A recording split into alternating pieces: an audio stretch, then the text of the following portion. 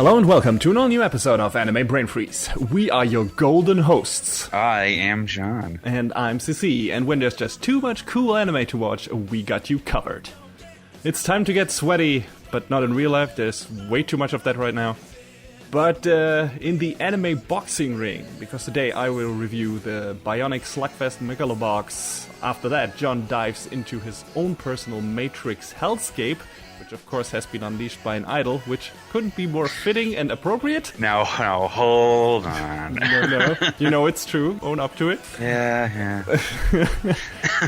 And last but not least, to successfully stand our ground in face of this continuing heatwave, we picked at least one show this week that is set in winter: the crazy gold hunting adventures of a soldier and an Ainu girl in Golden Kamuy. So, wring out your sweaty t-shirts, get yourself a cool drink. We'll be right back.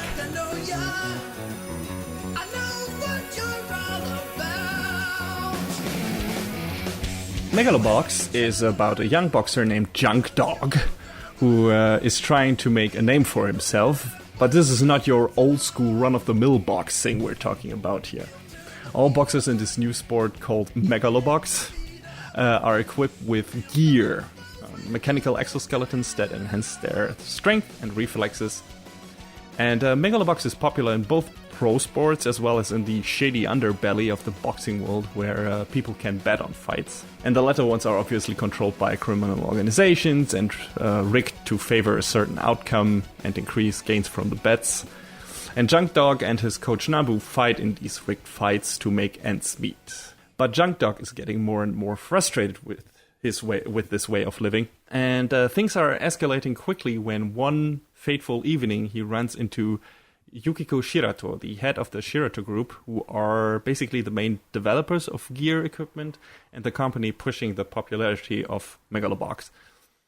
And accompanying Yukiko is Yuri, the world champion of that sport. And as these things go, naturally Junk Dog challenges Yuri to fight him in a ring.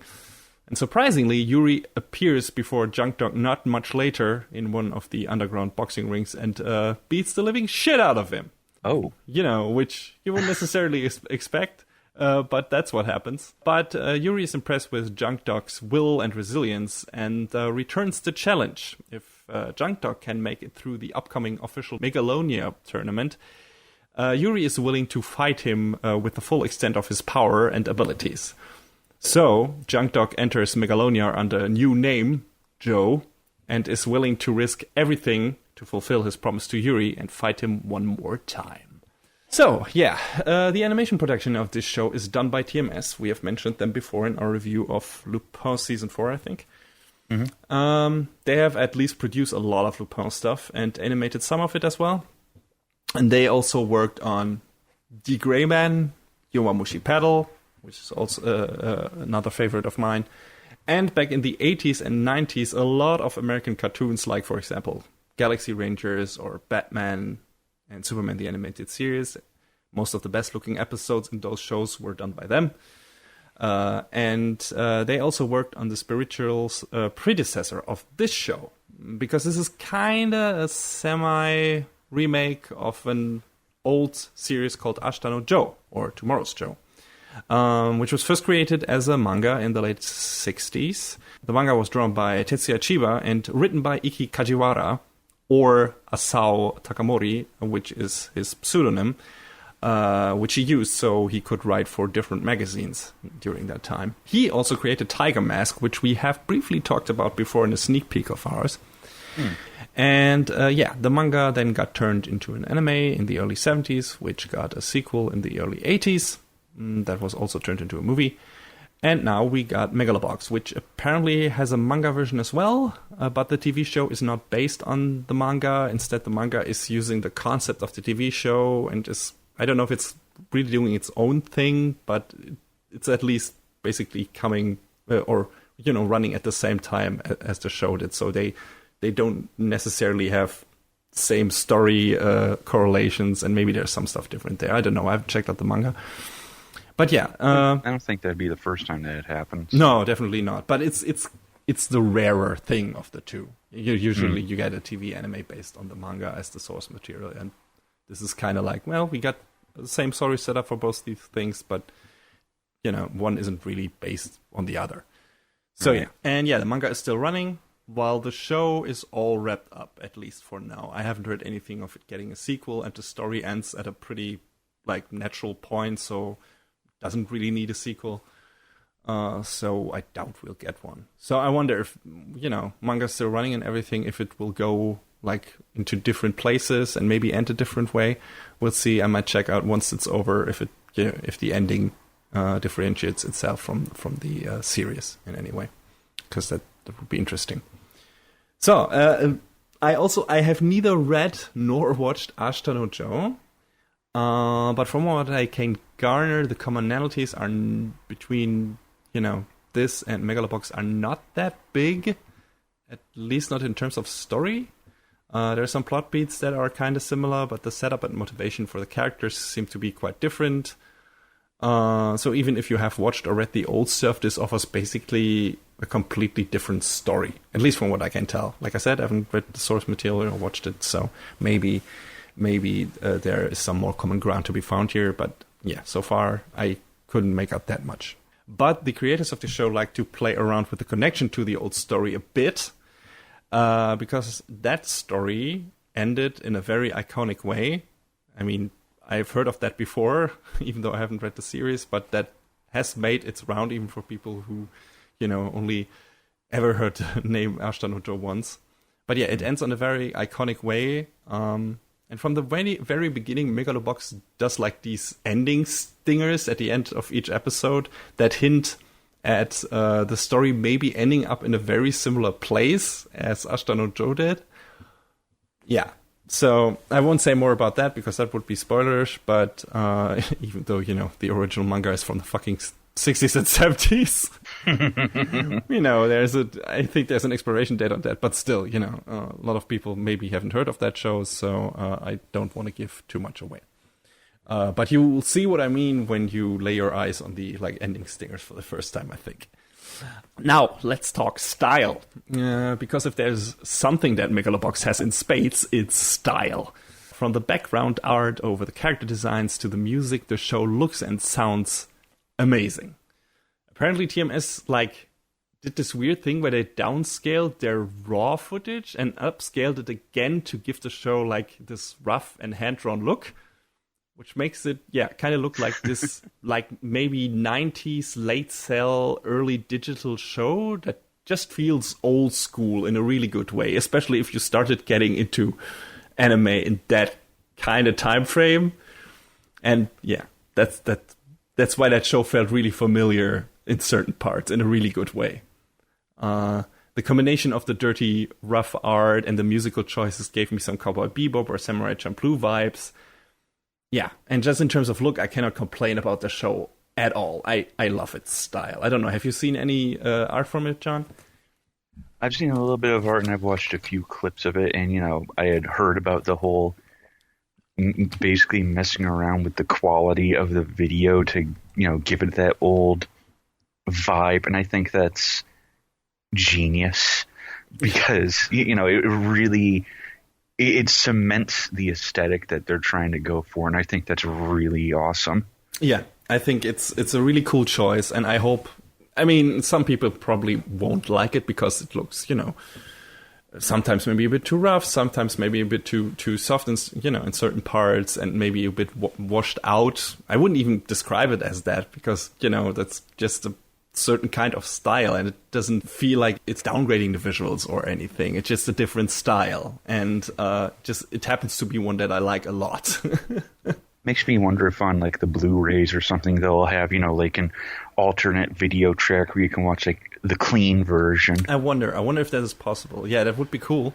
But yeah, just in general, I hope some more shows do that thing. I mean, it wouldn't work for any kind of subject matter, I think, but just this kind of grungy underdog story with a kind of criminal ghetto feel to it, just like Banana Fish. That would have worked on that show as well, I think. I mean, Banana Fish also kind of goes there, but not as much. It still feels very clean in terms of direction. Definitely not nearly as aggressive.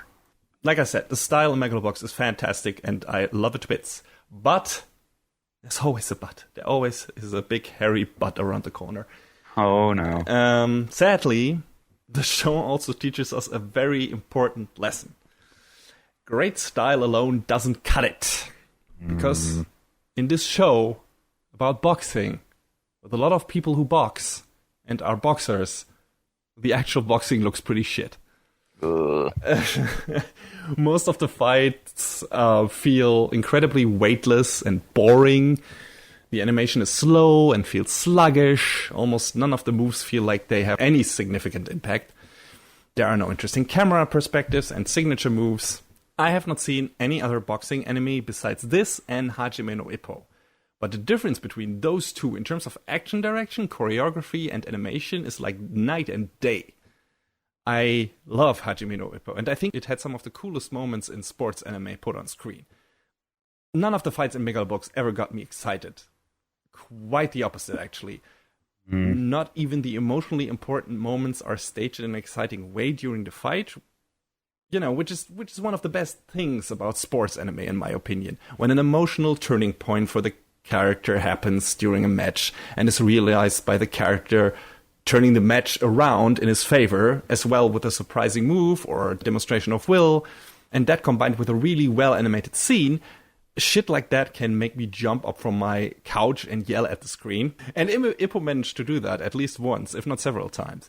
And Megalobox could not. Felt like it didn't even try to.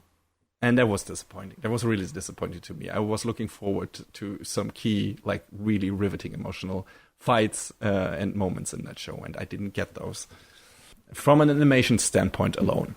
But I will elaborate on that. Maybe I went into it with the wrong expectations. I thought this would turn out to be like this crazy superpowered brawl, considering the fighters wear these cyborg parts on their body. And in the case of Yuri, even like the exoskeleton is even fused with their body subdermally, because it's kind of like this nanomachine thing. Nanomachine, son. But yeah, and even when Joe discards his gear and becomes gearless Joe, like this underdog fighter who is the only one who fights without gear pretty early on, I still like hope for some insane fights later on. Like in the very beginning, I thought like, oh, okay, maybe they're saving some of their budgets and the crazy fights will happen later on and the final fight against Yuri in the end will be amazing. No. No, that just doesn't happen. I think the show was more interested in like this slow, methodical, maybe quote-unquote realistic approach to boxing, which I personally just don't care about in anime. This is not what I'm watching sports anime for. I want crazy, over-the-top bullshit, at least animation-wise. I mean, sure, I have watched some shows that are, outliers in that regard, like Giant Killing, for example, which also went for a more realistic tone. But even that had more inspired animation and animated matches than Megalobox. And that is a show about soccer, not a sport where people beat the shit out of each other. So, I don't know, I would have expected more impact and more fierceness and more, raw emotion from this show than I, got in the end. So yeah, none of the matches worked for me from a direction and animation standpoint. So the reason why I still like this show overall, which I do, are the characters. Joe, for example, he can have a bit of a dickish attitude, but he is overall a nice guy and cares about the people in his life.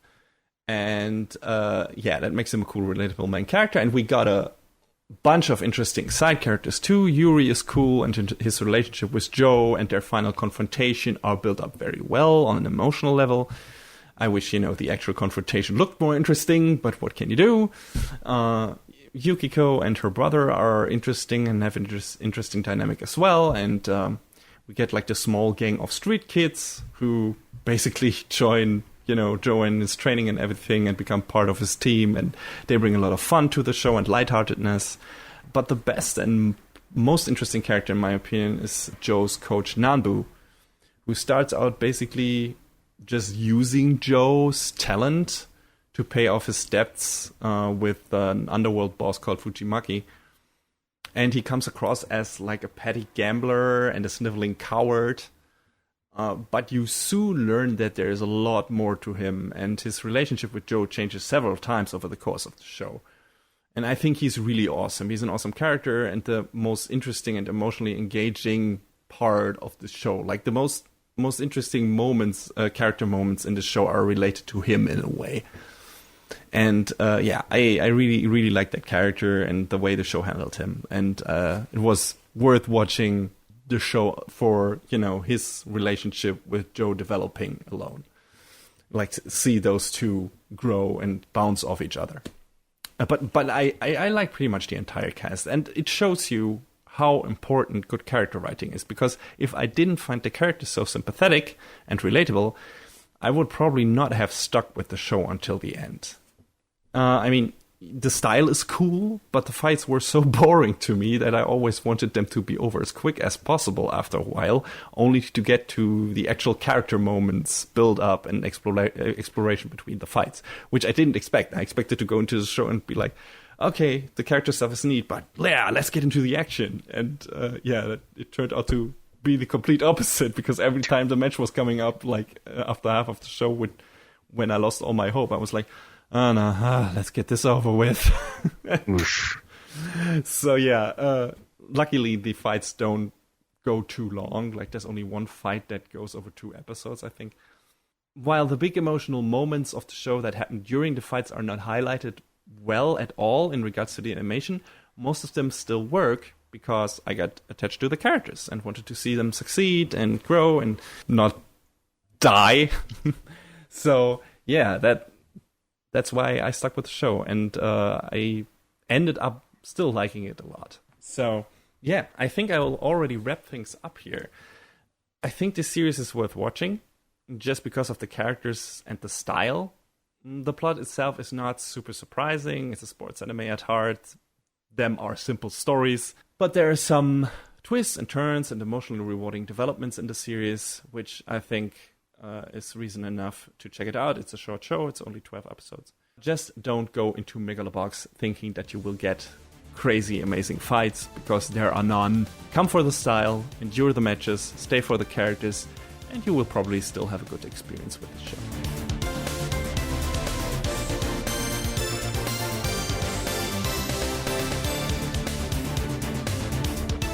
Right, so next up is Caligula, a show that left me feeling kind of lukewarm, but we'll get to that. So what is Caligula about? Mew is a virtual idol. Idols. Here we go again. Basically think of Mew kind of like Hatsune Miku, but much more evil, kind of, sort of, unintentionally evil, I guess you could say. Mew is a virtual idol who performs user-inputted songs and gains self-awareness through exposure to users' bitter feelings and dissatisfaction toward reality.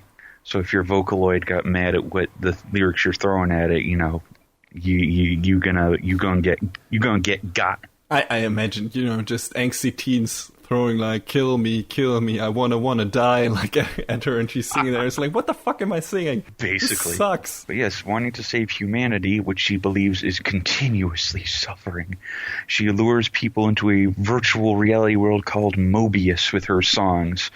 She then imprisons them there, thinking that they will be free from the suffering of reality and that all their wishes will come true. And 9 members of what is dubbed the Going Home Club form this group that want to escape from Mobius and try to, go home, to try and find a way out. Like we said back in the sneak peek premise, that was very poorly introduced in the first episode, and you would probably only know if you had read a summary or played the game that this show is based on. And I haven't played the game, but I'm going to throw out there that that's probably the better alternative to watching this show, because this show's kind of a mess. It sure felt like it. And what you said about not the first episode not being super clear, I think you read a summary of Caligula, when we talked about the show in the sneak peek, and I was like, what the fuck? I didn't get any of that from from this first episode. It's so ridiculous. Okay. This show just, I don't know how to concretely describe everything that's wrong with it. So we start off with the first episode, like, not knowing what's going on. Which is not inherently a bad thing. Like, there are shows that can build up a decent amount of mystery. You want to know what's happening, and, if there's issues. But...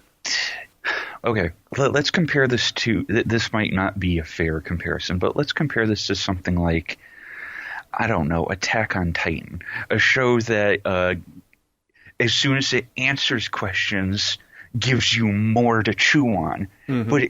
But it does that, in a very interesting and very, well-paced manner. This does not.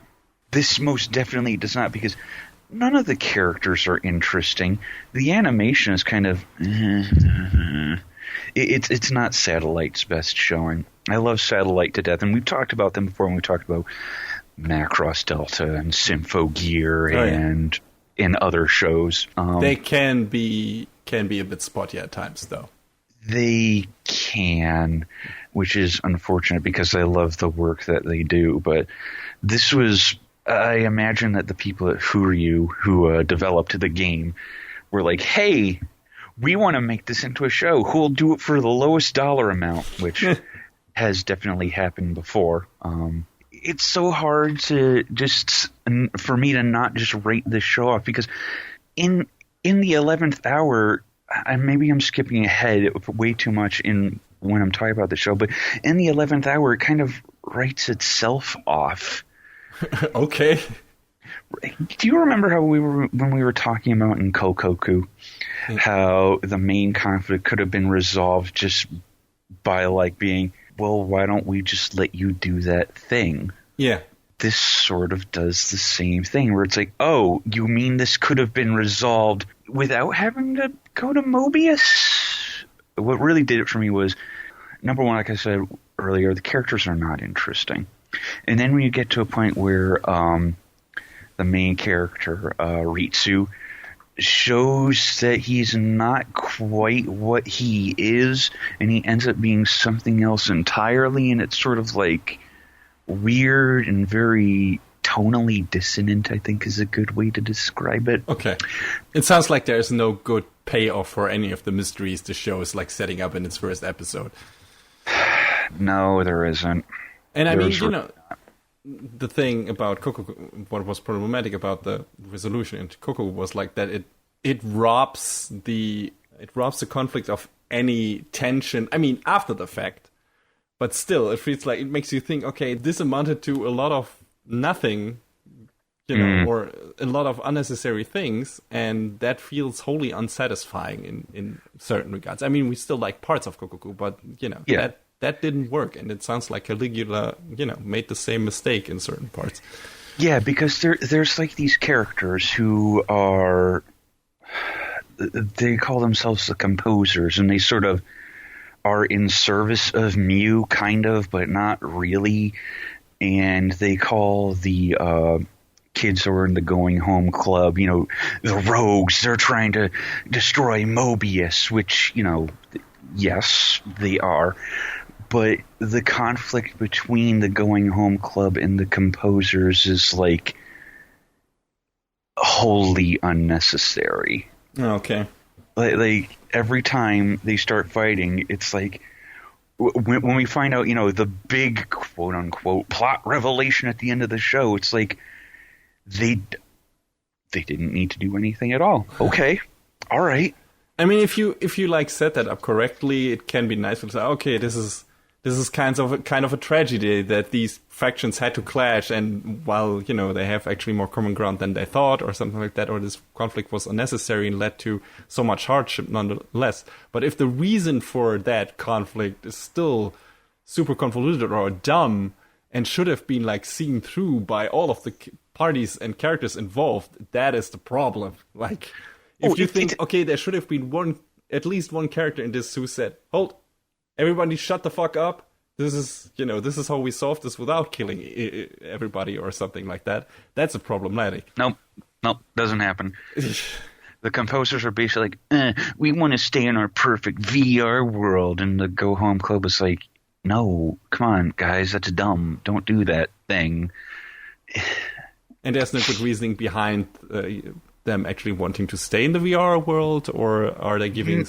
Okay. Not really, no. Because it's Hatsune Miku saying, everyone's suffering. I'm going to save you by throwing you in the computer. And that's obviously not the solution. Okay. Yeah. I mean, if you get some... If the show, which I don't know if it did, I assume not, would have given you like some interesting... character backgrounds for the villains, and it's like, hey, okay, these people have suffered, and there's some good reason for why they want to stay in this fantasy world, because outside is too rough, and if it makes them relatable. But if they're just being assholes for the sake of it, and it was like, I want to outlive my power fantasy or stuff like that. That's and that's what it felt like. I've only watched until the 3rd episode, but there's already one of the main antagonists in there, and it's like, okay, this is what his or her thing was. That's kind of disappointing. Yeah. So the main characters only have marginally better motivations than the composers, and it's like, I watched that show beginning to end, and I was like, I didn't care about anyone or anything. Which makes me wonder if the game executes better on its concepts than the show did. Certainly, I'm not gonna, shell out $40 to $60 to play it. But hey, the Caligula effect now available on your PlayStation Vita and available next year for PlayStation 4. Hashtag not an ad. Hashtag could be an ad. I was about to say, man, we're not getting paid for this. Don't advertise a possibly shitty game. But so far it doesn't get the quality seal of Anime Brain Freeze quality seal of approval.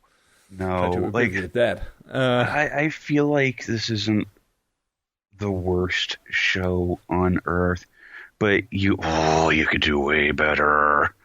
You could do way better.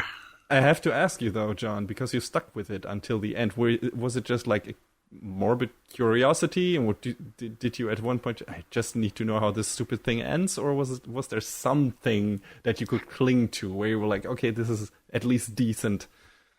When they tried to shroud Ritsu in mystery towards the end of the 2nd act, I was like, I wonder what they're going to do with this. And then they revealed it, and I was like, oh, this was fucking dumb. That's a shame. I'm glad I jumped ship then. I mean, what can I say good about the show? The music was good. It had it had 5 composers on it. One of them who actually worked on the original game, which is good. Tsukasa Masuko, who apparently also worked on a lot of old Mega 10 stuff like Megami Tensei 1 and 2, Devil Summoner. Oh, neat. Worked on Sword of Mana and Death Smiles. So cool. There was another composer, Yasuharu Takanashi, who worked on stuff like Boruto, Naruto, Carnival Phantasm, Fairy Tail, the new Gegege no Kitaro, a whole load of Precure, like almost all of Precure, Ikitosen, and Log Horizon. And then a lot of the other composers aren't as big. Is he also the guy who worked on Killing Bites? I'm not sure if that's the same guy, but I know the same composer who worked on Naruto Shippuden worked on Killing Bites. I don't know if that's the guy, because I'm bad with names, people. I'm sorry. Hold on. I'm going to fact check myself in real time here. Yes, he did work on Killing Bites. Yeah, I'm sorry. There we go. I don't know why I didn't. It's that guy. I don't know why I left that off the list. It's a trashy show that only I love. Maybe, I don't know. But yeah. But yeah, I love his style. So Takanashi has worked on a lot of big name stuff. He's done a lot of good work. So it stands to reason that the music in the show is really good. So would you say it's the best thing about the show? Yes, I would. Which is a shame because the person who worked on the script, Toko Machida, has worked on, some alright stuff like The Devil is a Part-Timer. I thought was, a really fun show. Yeah, me too. Worked on Samurai Champloo, Space Brothers, which is apparently a very well-loved show. The Idol Master. It's some questionable stuff like the heroic legend of Arslan and Yu-Gi-Oh! Zexal too, but that's fine. We all have to make a paycheck. And the show was directed by Junichi Wada, who's worked on stuff like The Disappearance of Yuki Nagato, which I thought was fine, but a lot of people,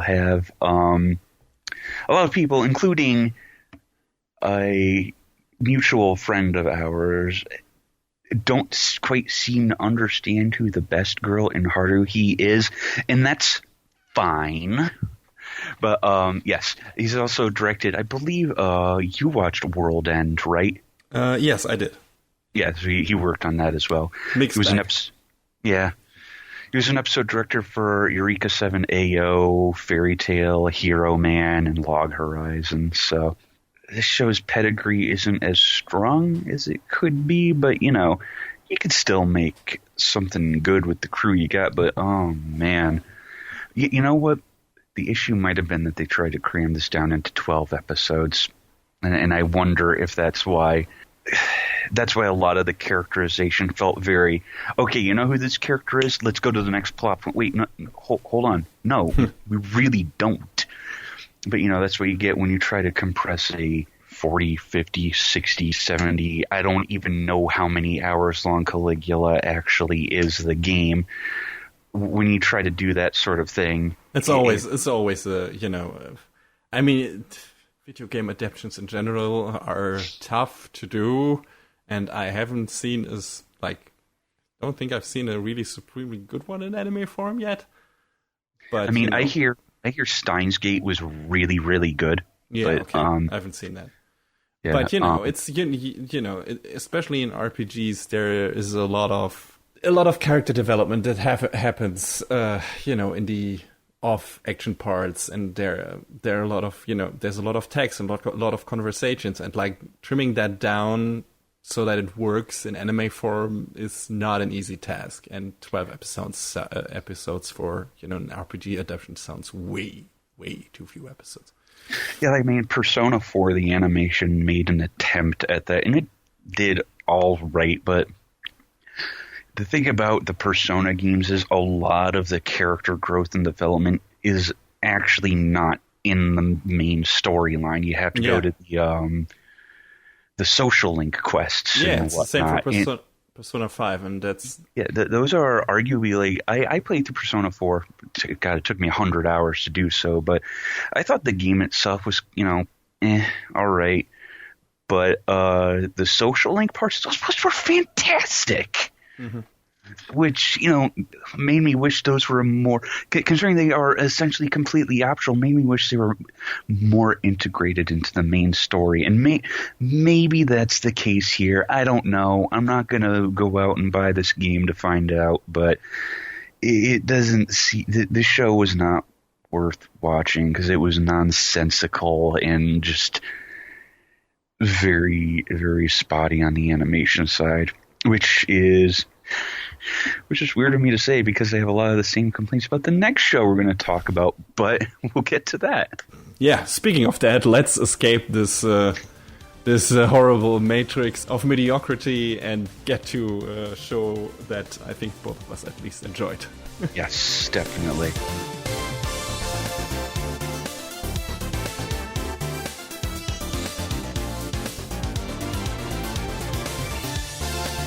Saichi Sugimoto is a young soldier who made a name for himself as the immortal Sugimoto in the Russo-Japanese War in the early 20th century.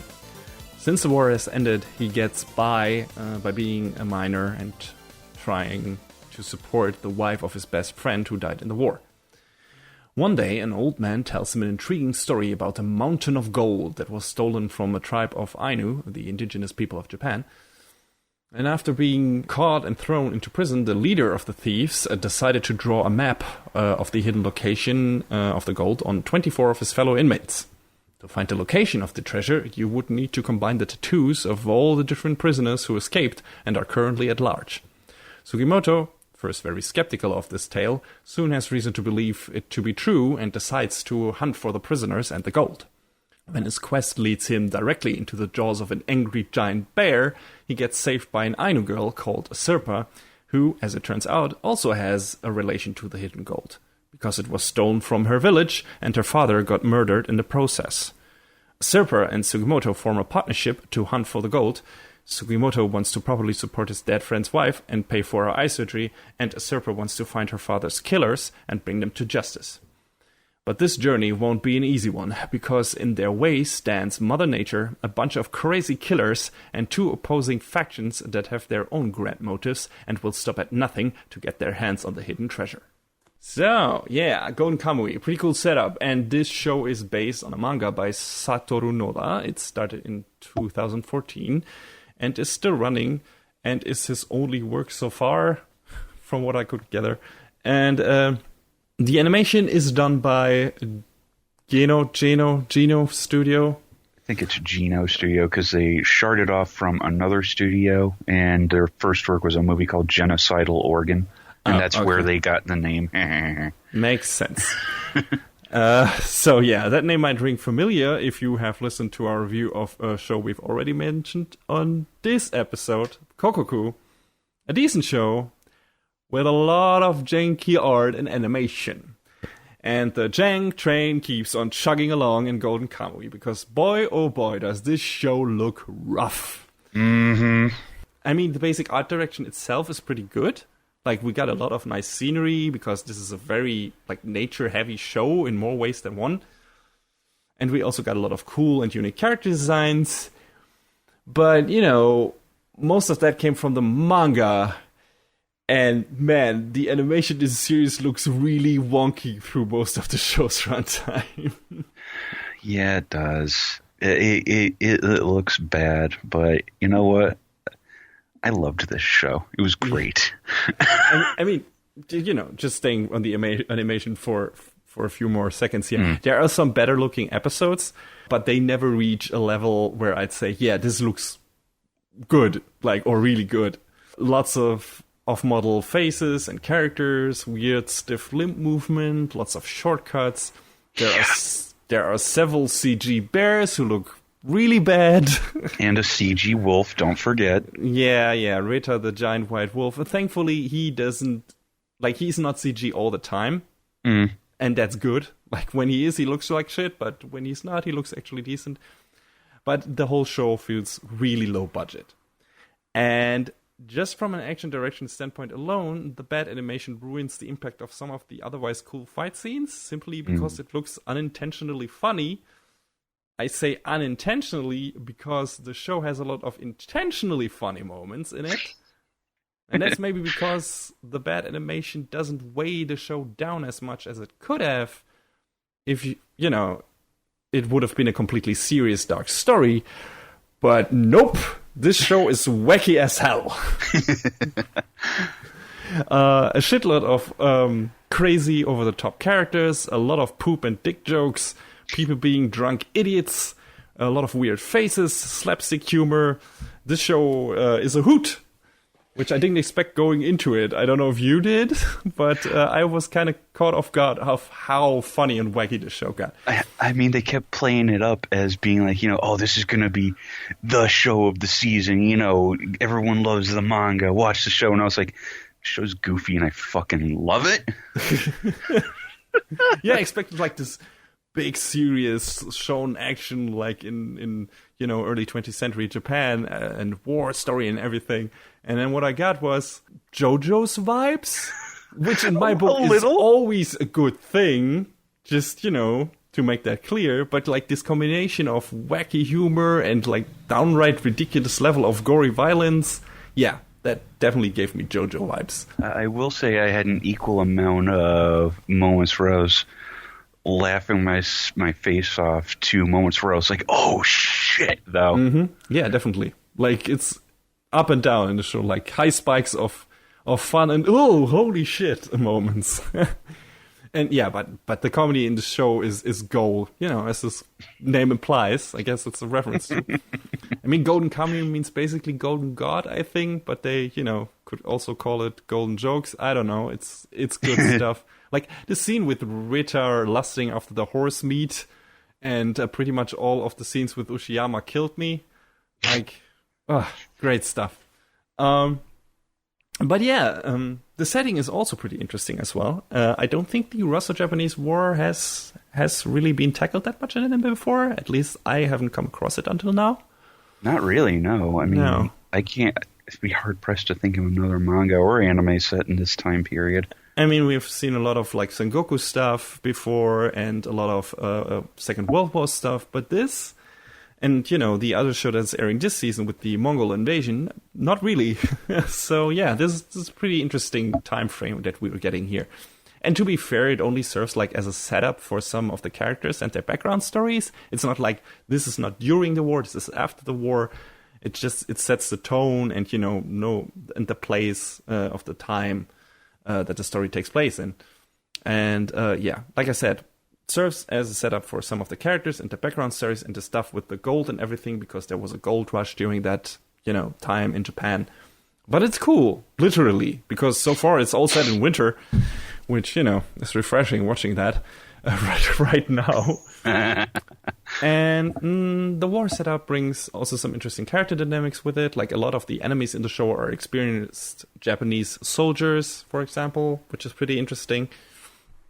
You know, you don't just get thugs, but you get like pretty intimidating, like experienced veterans, you know, war veterans. And that's like, okay, this is cool. And Sugimoto also, like, as a character, definitely grapples with the fallout of his war experience. I would say he has at least clear signs of PTSD. He is, you know, he's very afraid of dying. He's so afraid of dying that he fights like a devil to stay alive, and he has nightmares of his fallen comrades and everything, which is staged really well once, you know, when it happens in the show. And Sirpa actually has to rein him in several times, because for him every confrontation comes down to kill or be killed.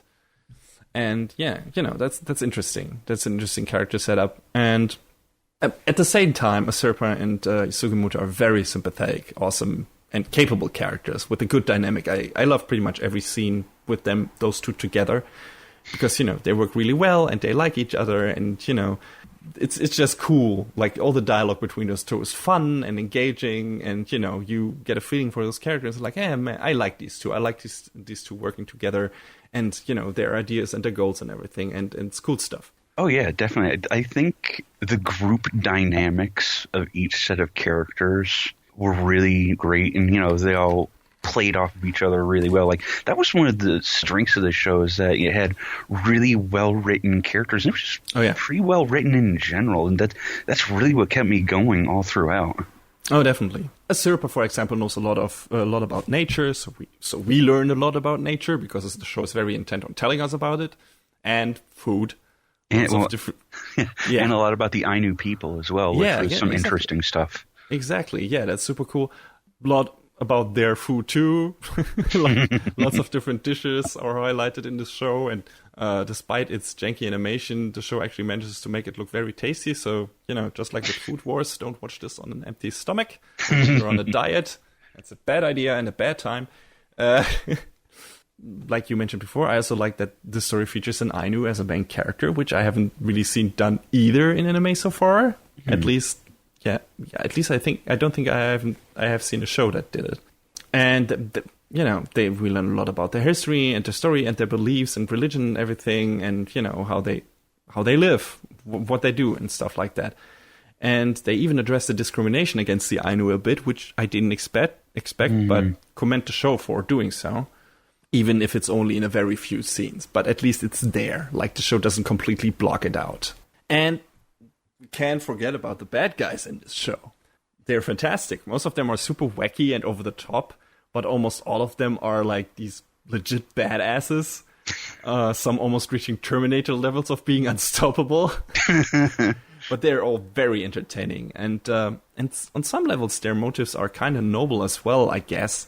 At least Tsurumi, who's like the leader of this division of soldiers from the war, who, you know, want to get their goals for their own reasons. I think even though he is probably the craziest and creepiest of them all, he has a pretty solid reason to, you know, wanting to get his hands on the gold, which makes him, you know, for all the creepiness, surprisingly sympathetic. I didn't expect it. I mean, his methods are not acceptable as all. but it's like, oh, I can see where this guy is coming from and why he's doing what he's doing.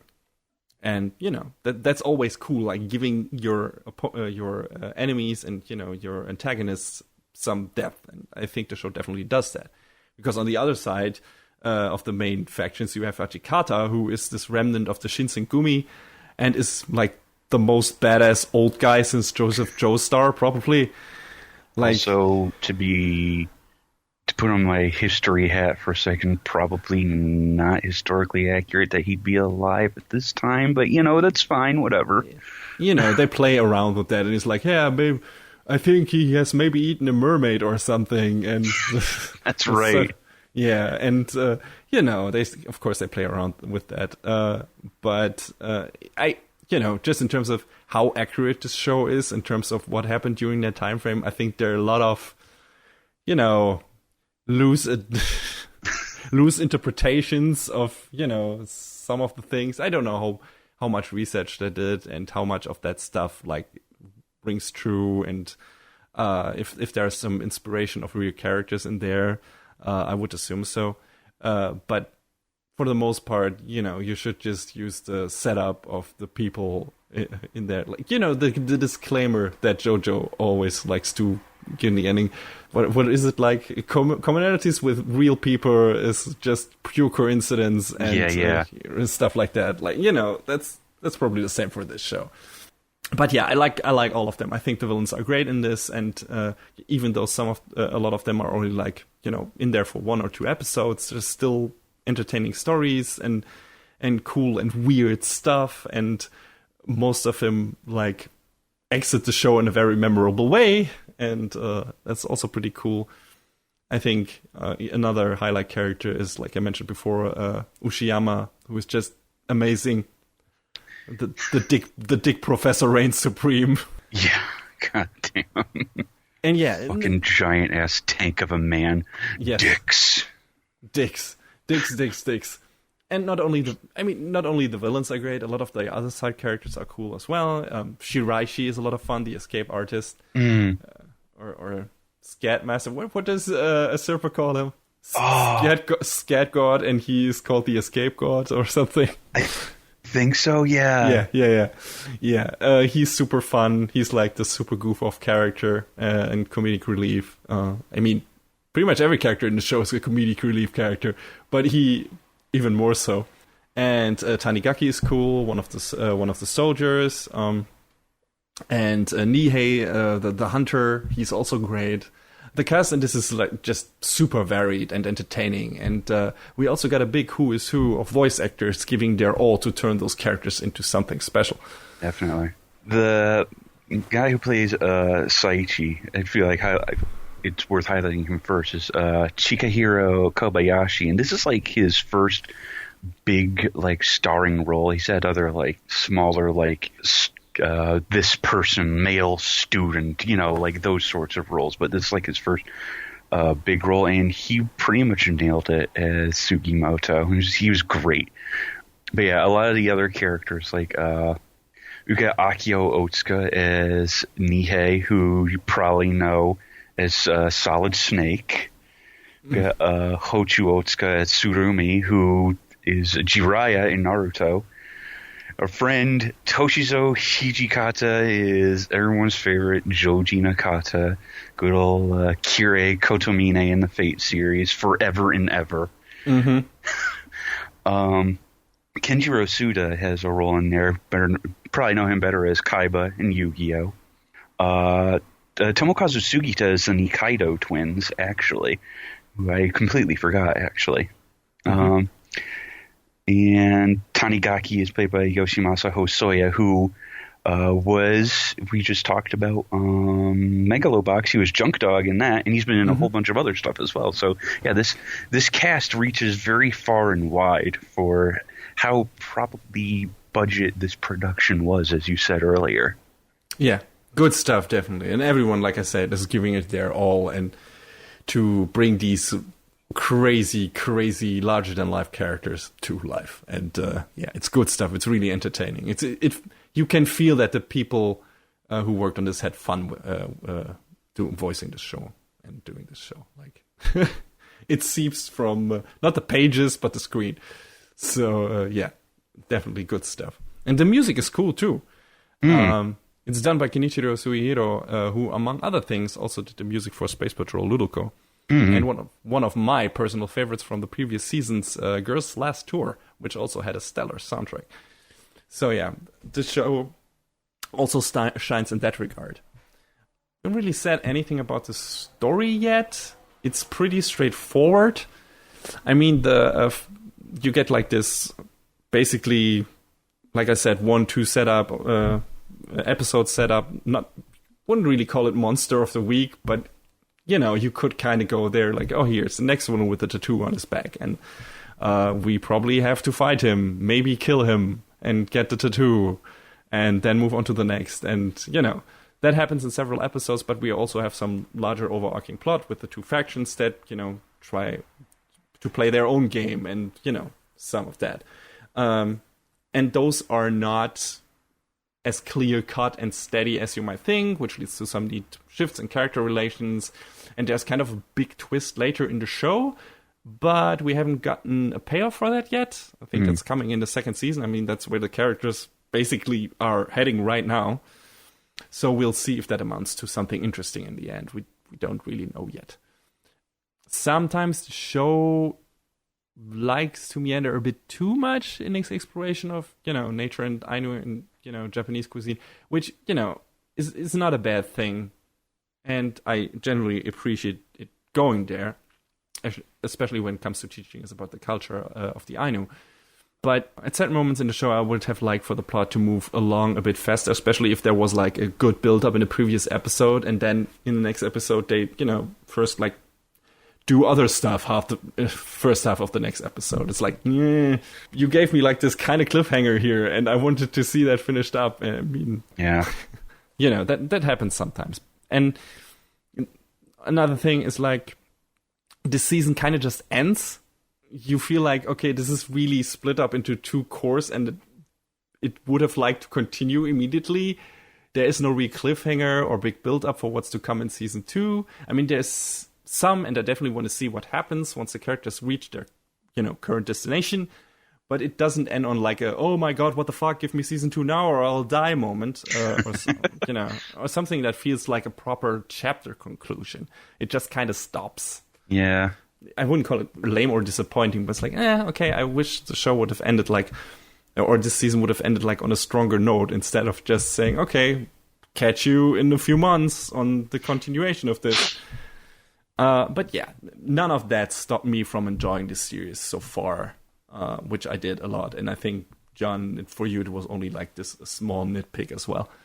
Yeah, basically. I mean, I went into this show, I try to go into every show with, you know, whatever expectations, not even knowing what I'm going to be getting into. But I really, in spite of this show's foibles, enjoyed it a lot. On the note of you saying it meandering, I always like to, I don't know if this is a fair comparison to any other piece of media, but I always think of The Hobbit and The Lord of the Rings and all those books written by Tolkien. At least it's not meandering like he does, because bless Tolkien's heart for the universe he created, but I fell asleep so many times reading just The Hobbit. This at least kept me going. He likes to get into the world building a lot. Well, you see that stick off the side of the footpath. It has a very story. Get back to the plot, please. And I mean, that's what the movies are for. Like, I mean, they streamlined that. Oh yeah, definitely. I mean, not really in The Hobbit, because that kind of, you know, turned it into something Why worse. did it have to be 3 movies? I don't know. Because the studio wanted money. Yeah, thanks, Peter Jackson. But yeah, no, this Golden Kamuy, if you can put aside the animation, which is tough, I get it, I understand. It's a fun show. It's really good. It's well written, and when they announced season 2, you know, like, I think I had the same reaction as you when I got to the end. It was like, oh, okay, sure. But then when we announced season 2, I was like, yeah, not like, yes, I'm so pumped, but like, yeah, I can't wait for more of these stupid shenanigans. Yeah, exactly. And and maybe that's enough, right? I mean, we had a good time, and sure, it could have been like, I don't know, Attack on Titan levels of cliffhanger or something like that, or My Hero Academia, but you don't really need it if, the foundation of the show is so solid, especially from a character writing standpoint, and a lot of good joke material and everything. So it's like, oh yeah, we're gonna get more of this, and that's amazing. And it doesn't necessarily need to, immediately go like to the full extent of, to the logical conclusion of the story, which I think it also won't do because the manga is still running. So we won't probably get a proper conclusion at the end of the second season either, unless the show, is going to differ from the source material. It's going to do its own ending, which I hope it won't do. I hope it will just, continue on, then maybe take a bit of a longer break, and then we'll get the rest of the story once the manga has wrapped up. Just like John, I recommend you check it out if you can deal with huge amounts of blood and really wonky animation in favor of great characters and wacky humor. And despite its shortcomings, I had a lot of fun with the show, and I'm really looking forward to the next season. The dick lecture is over.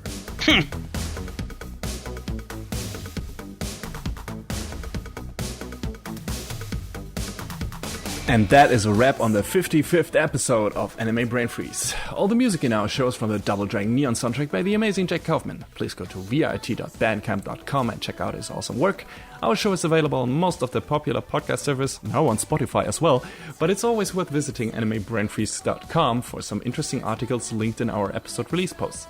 Follow us on Twitter at AnyBrainFreeze. We tweet regular updates and fun anime-related stuff there.